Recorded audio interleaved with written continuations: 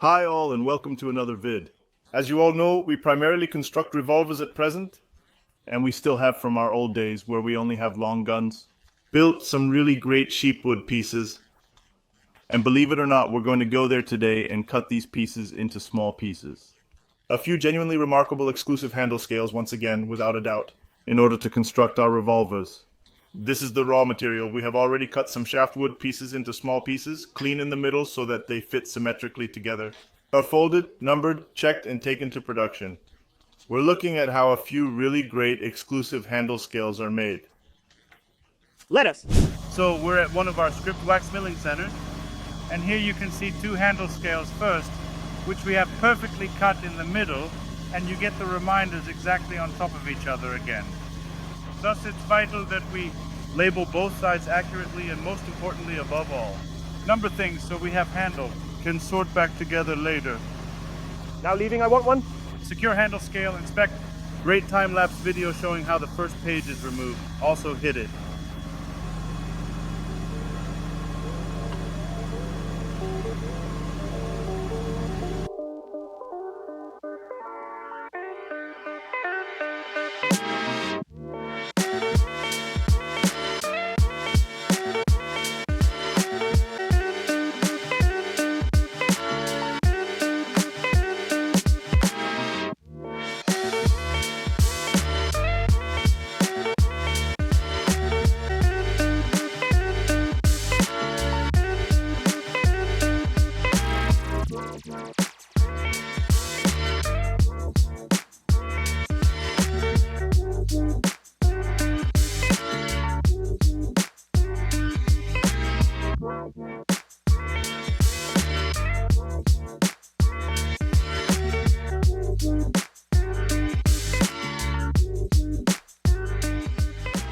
We have just demonstrated the process of milling the inside. As you can see, it is now necessary for us to proceed with milling the outside as well. In order to accomplish this, we will position this block on a device. The device has 2 pins. We have them specially placed down here and have 2 bags for them. Milled on the grip so that we can remove the thing with repeat accuracy. If the event occurs like this, we'll do it. Place it on this location, and we have also installed 2 threaded blind holes on which we secure the entire object. Now we tighten it and put it in the milling machine. Clean, and you'll see how the machine pays off the whole thing, making it worth it in the end. A cool handle emerges.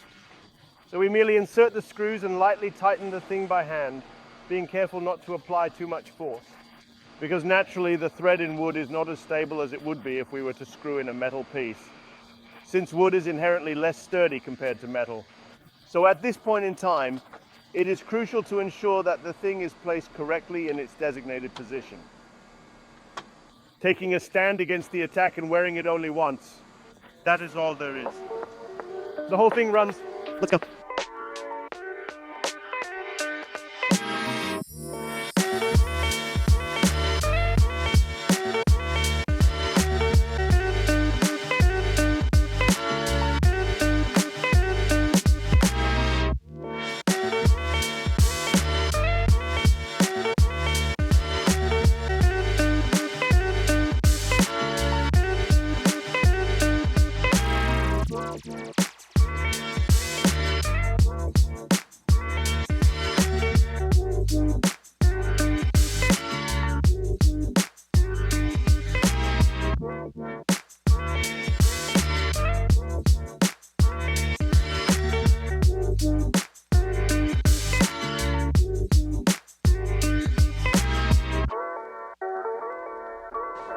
Not everything is covered in wood shavings.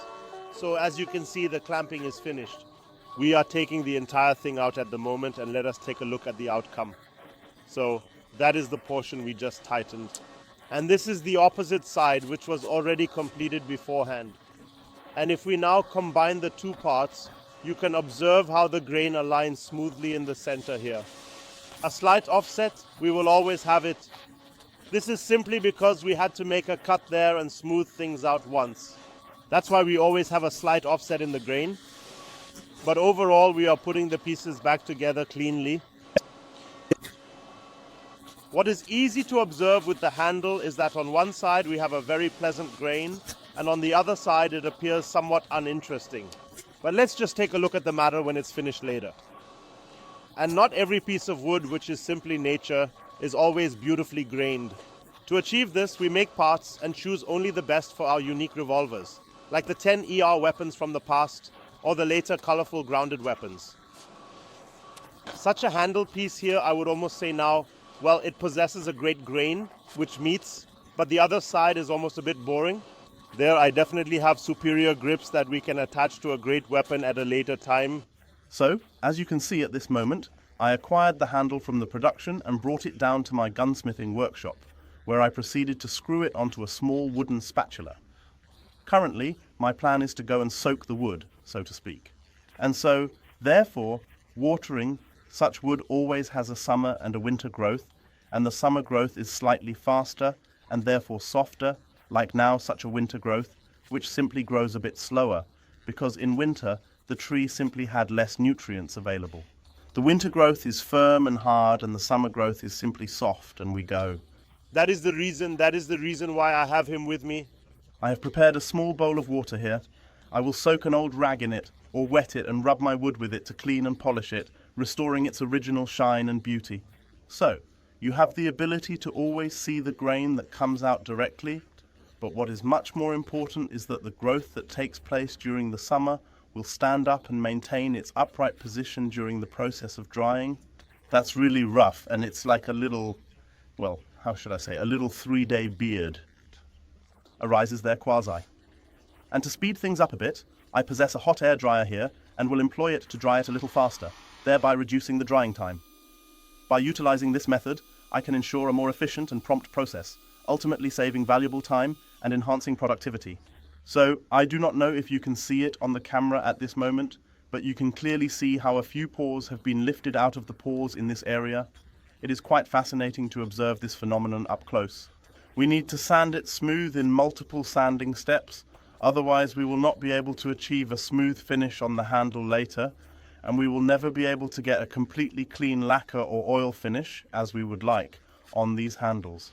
If you have ever seen traditional English weapons, it is similar to that, the system here. Then you might know that it is a lot of work and requires a lot of manual labor to grind something like that cleanly. I'll show it quickly now, and yes, it will definitely have to be sanded 3 or 4 times, and then it will be oiled before the last pores are closed, and it can no longer be set up on its own, you actually have to say. Let's get started. So, I have a small piece of cork and a small piece of sanding fleece here. The grain size in the initial moment is currently always slightly finer. It is crucial at this point to proceed to that location and sand the entire object in a swirling motion, as our objective is to achieve a pristine sanding outcome. Now we do that using it. Complete handle under a great deal of patience. The checking process for that is always done again and again to ensure accuracy. The color is still gray in the back area. It hasn't changed.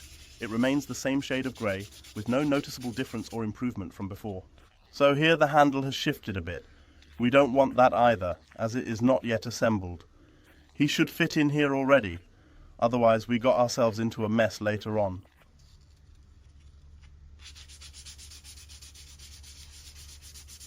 That was the first grinding process now. The wood is smooth again, and we will have to repeat the matter at least 2-3 more times now, because otherwise the same thing would happen when oiling.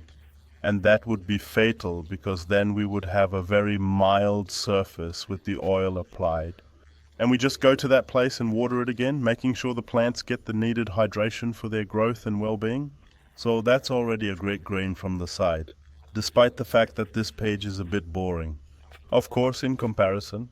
Yes, you will only see how it really turns out in the end. From the rear, affirmative.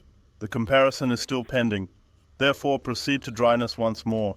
And one can already guess, down here in this area it's already a bit quieter, or, to be more precise, not much of the history of prostitution has been preserved, but up here in this area it's still very rough, and we will definitely have to take some live steps. So it's time to grind again. This was now the 3rd grinding process, and now we are improving for the 4th time, and then we will see if that is not enough, if we can already work with oil now. It is always crucial to enhance well, and then not to allow it to have an impact for an extended period of time, but rather to apply the water only on the surface and then rapidly evaporate it with the hot air dryer, thus affecting the pores or openings in the material being treated, to enable the fibers to stand up. That is the trick of the matter.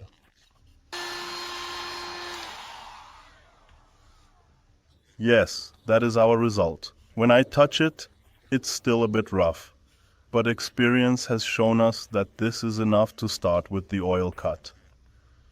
The oil finish will now be applied in the same manner, and we will proceed to massage the oil into the pores in circular motions with the sandpaper, and then allow the oil to dry overnight on multiple occasions.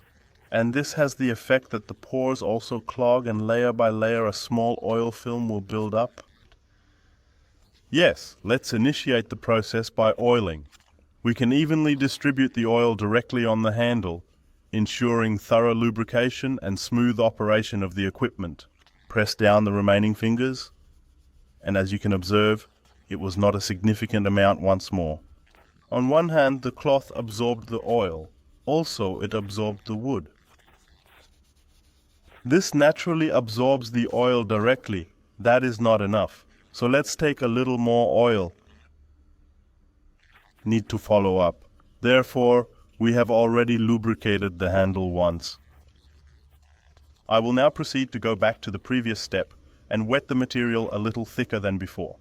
After that, I will proceed to sand the oil into the wood again, using circular motions as I did previously.